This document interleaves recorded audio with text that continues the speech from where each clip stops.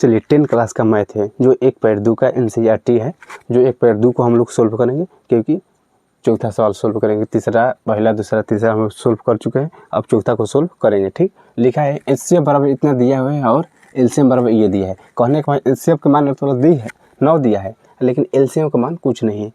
HCF का मान 9 है, LCM का मान कुछ नहीं है, तो हम लोग का LCM निकालना है।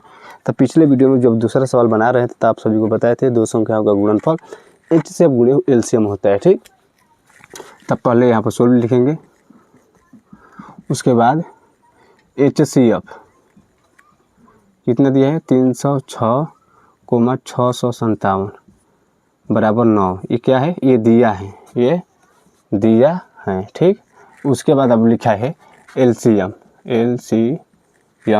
बराबर 306,657 ये बराबर हुआ है, यही हम लोग का निकालना।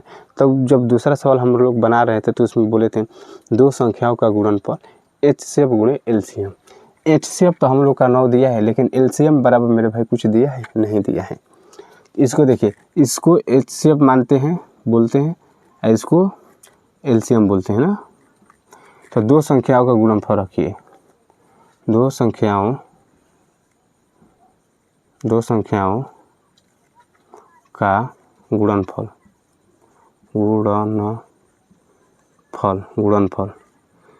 HCF गुणे LCM।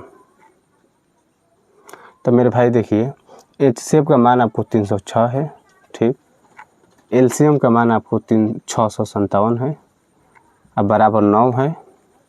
हम लोग का निकालना क्या है, तो LCM निकालना है, तो LCM लिख लेंगे। अब मेरे भाई देखिए, जो 9 बराबर में है उसको बट्टे यानी भागे के रूप में ले जाइए, यानी बट्टे में। ठीक, तो बट्टे में ले जाइएगा, बराबर LCM। अब 9 को 306 से कटाइए, तो 9 27, 9 चौके 36, यानी 34 मरत में कटेगा। आप गुणा कीजिए मेरे भाई, यहाँ पर सीधा कर लीजिए चूकी डाल के। अब 34 में 657 में गुणा कीजिएगा, तो 22, 33, शायद 8 होगा। ठीक, ये आंसर हो गया।